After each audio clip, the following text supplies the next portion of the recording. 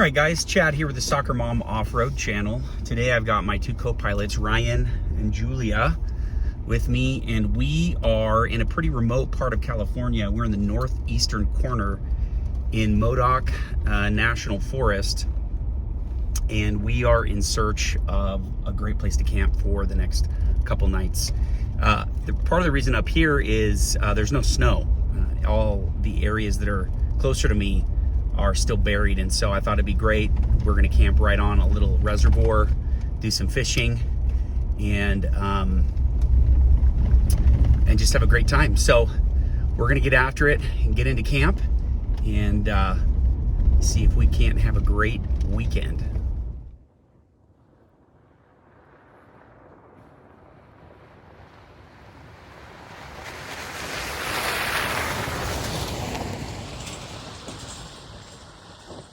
Modoc National Forest lies in the northeastern corner of California. The area I'm in today is called the Devil's Garden, a high desert volcanic plateau region overshadowed by the Warner Mountain Range to the east, and is home to what could be the world's largest unbroken expanse of western juniper, the dominant tree in this region of the forest, covering over 300,000 acres, although it's also dotted with ponderosa pine groves. The area is home to numerous species of wildlife, including mule deer and wild horses, which unfortunately we did not see on this trip. Over the last 150 years, numerous attempts to cultivate and tame the Devil's Garden have tried and failed, the evidence of which can be found in the scattered old homesteads and defunct ranches, and especially the reservoirs and causeways forged through swamplands.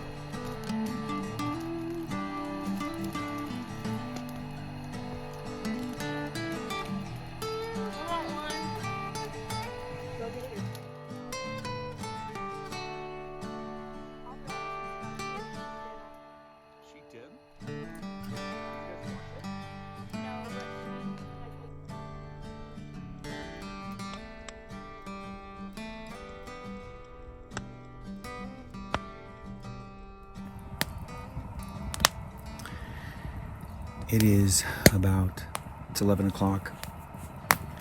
The girls are in bed, and I'm gonna enjoy the fire here for a bit with it being quiet in camp because these two girls and the nonsense they were talking about, definitely not quiet. So gonna enjoy some quiet and some fire, and just wind down for the night.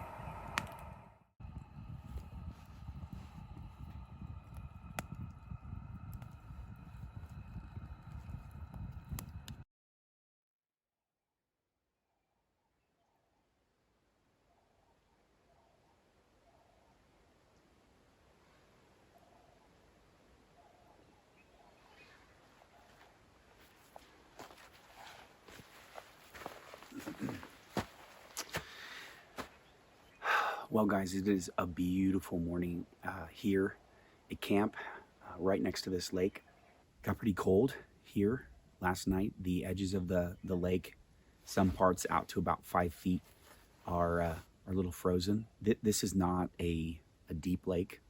Up here in Modoc National Forest, in the, I believe it's called the Devil's Garden area, there's a lot of little reservoirs that at some time past were created, and like I said, they're not very deep.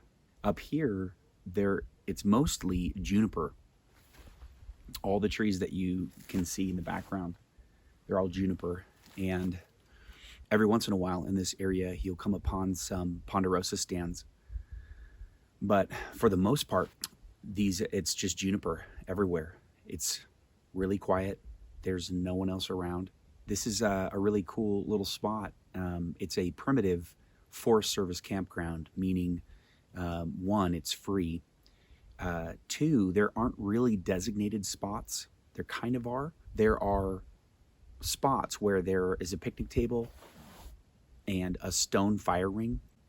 There may be a couple fire rings that are concreted in, because I saw a few with grates on top.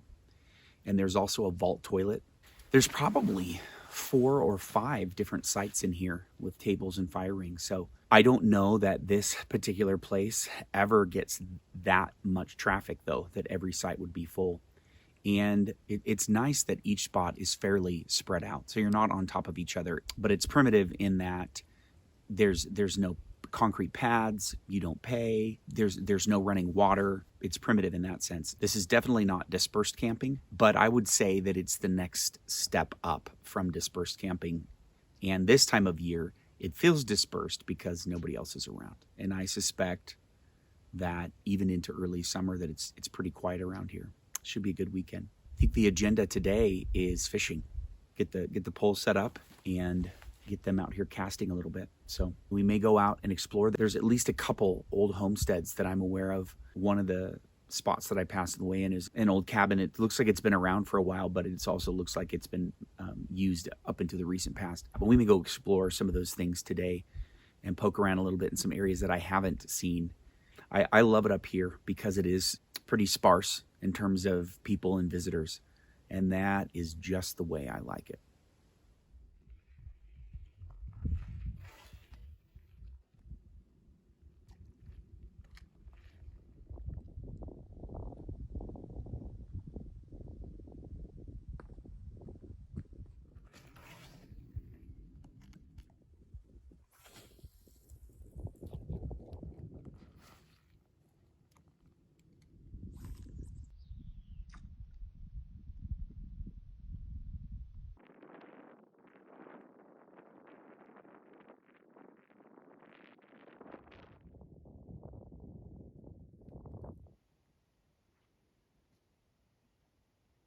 All right, guys, well, we have tried our luck at fishing, and not only did we not have any bites, but at one point I had put new string on my reel, and on one of my casts, it just let loose and got super tangled, and I was done. I just gave up at that point. We're thinking we want to go explore, check out some of those old homesteads and ruins, and so we're gonna get on it.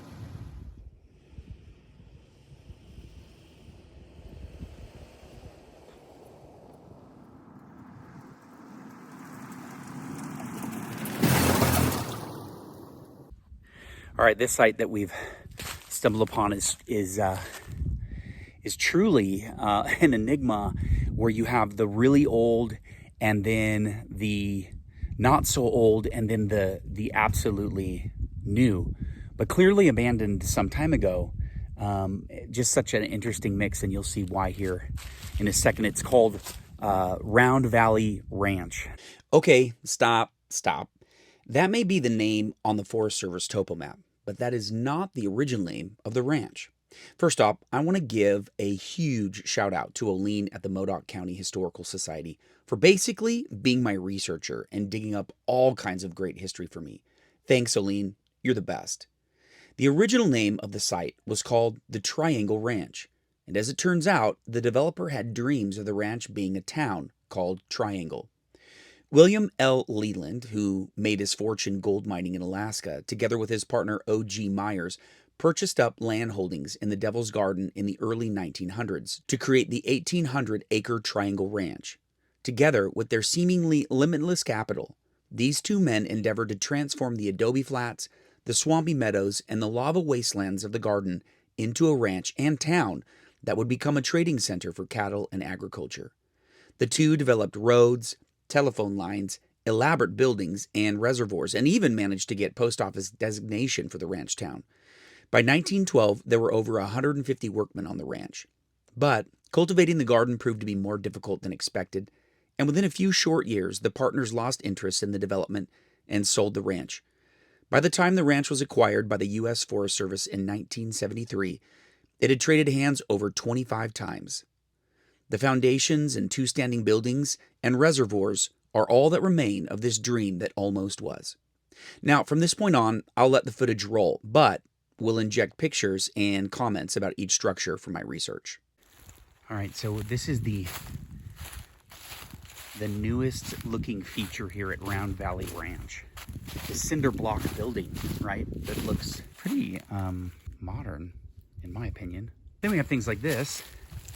An old satellite dish. And this is clearly an older structure, but looking at the lumber, this is probably 1900s and newer. This building was the old ranch schoolhouse, and as of 1973, when this photo was taken, all of the buildings on the ranch were still standing, even though they were in a dilapidated state.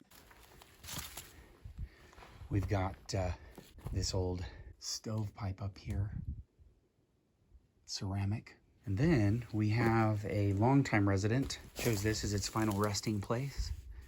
And we got these stone foundation, and then they would run their subfloor over the top, because this does look pretty level from this outer wall here all the way over here. It's pretty level. So foundation of an old structure here. This foundation supported the bunkhouse where many of the ranch hands would stay during their employment at the ranch. All right, this site is really interesting. It is a mix of old and new. These modern cinder blocks here combined with old stone walls. Is this an old cellar here? Some steps.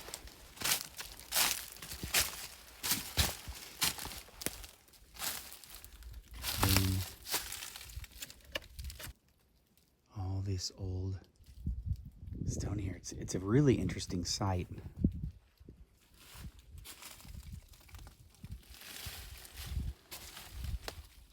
We have this old foundation in here. Now this looks a little more modern, but then right here, we've got this old stone foundation as well. So it's a mix of old and new. And it looks like up here, we've got maybe an old fireplace. That's kind of what it looks like to me. I'm not sure if the cinder block and concrete foundation were a part of the original house, but at the time of Leland and Meyer, this structure was the foreman's house for the entire ranch. And then we've got this.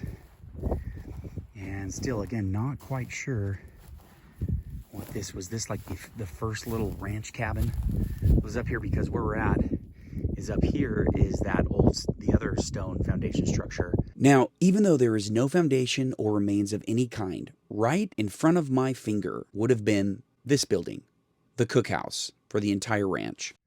And then in these trees over here, that's where the the newer building, that cinder block building is. And then on the other side of these trees, where this this stone foundation is, that's where there's the fireplace with the cement slab. So a lot of different phases to this site, Round Valley Ranch. Some old metal in here, I'm not sure what. There's some screen. Some screen here. And more old. It's too lightweight to be a piece of a stove, but anyway. Oh, totally fascinating out here. This building turned out to be the shop for the entire ranch. And this is their view. Not so bad. Not so bad at all.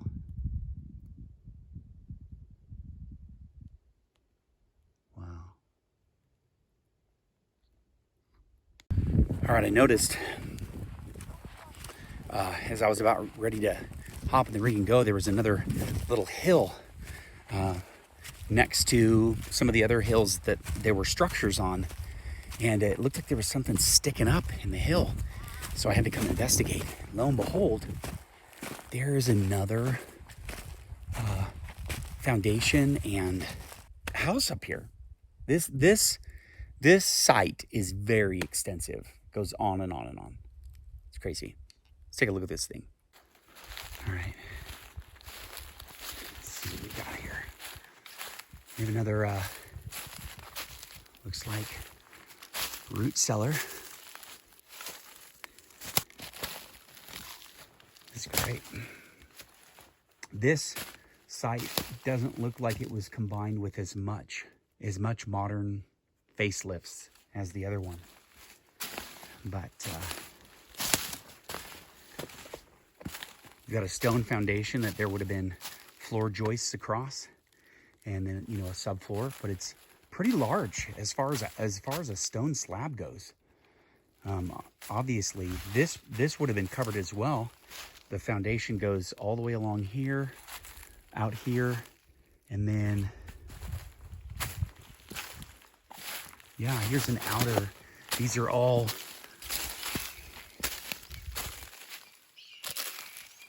some kind of bird of prey chirping at me here. This is the outer stone foundation, runs along here, comes all the way over here,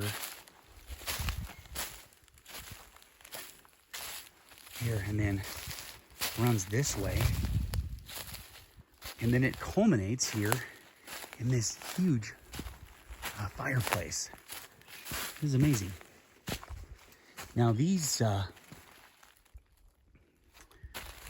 we got some cement work here, so that's obviously a little newer, but these are just round.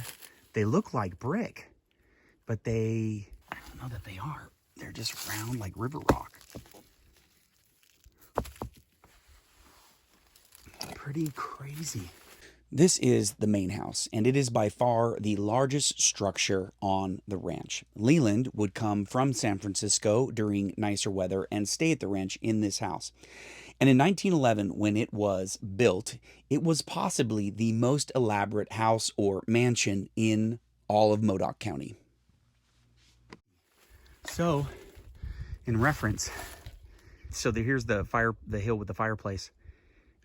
The other foundation, but on the other side of that hill are the old stone buildings. Over here on this hill is where that cinder block building, the satellite dish. So a lot of activity in this site going on here. It's pretty incredible. Well, you guys, I have never seen a can dump like this before. And I've, explored a lot of stuff in the National Forest and BLM and just seen, can dumps, which are generally kind of a layer of cans scattered in a general area near an old ruin or old ranch site or lumber camp or, homestead site. But this definitely takes the cake. This is like, this is crazy. I mean, who knows how deep this is? They dug a hole and just started burying all of their trash here. Really unique things like whatever that is. So we've got an old serving plate here.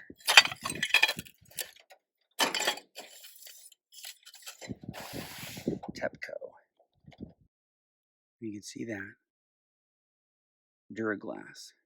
No idea how old that is. Some old serving bowls.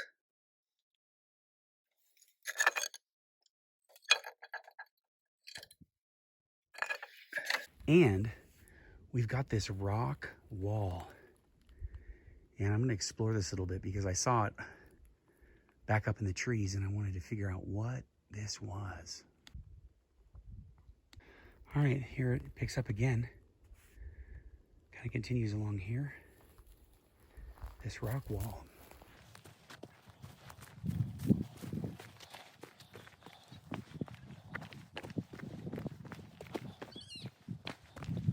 Goes on and on. Must just be a fence corral type of a situation where they're just using the natural resources to create fences, keep their cattle in. I'm just thinking about the work,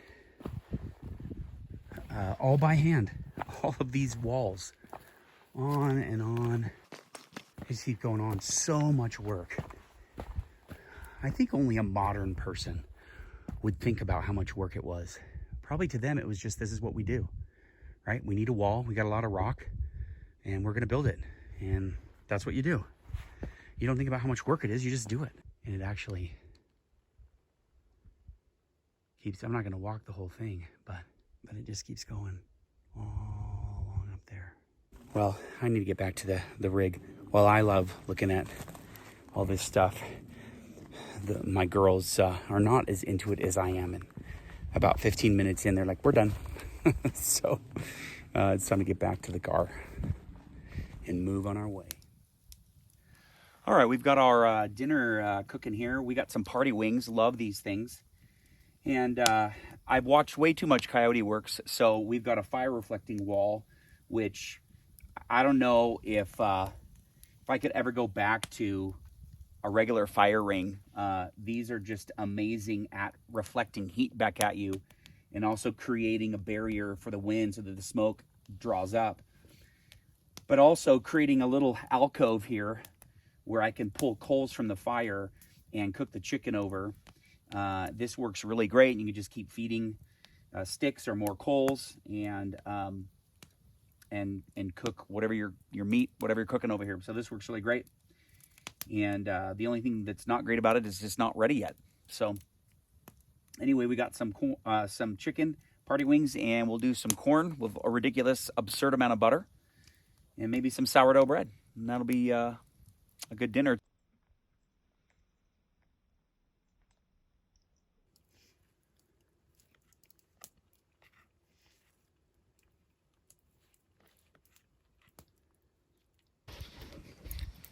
This is a weird video.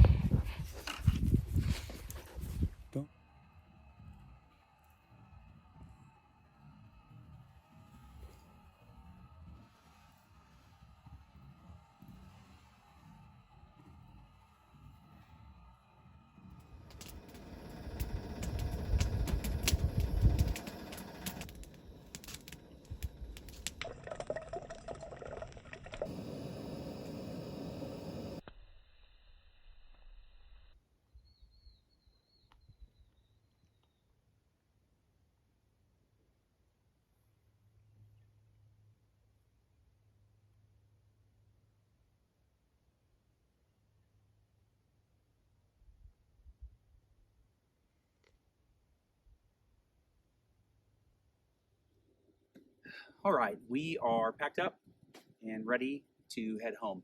It's been a fun 3 days.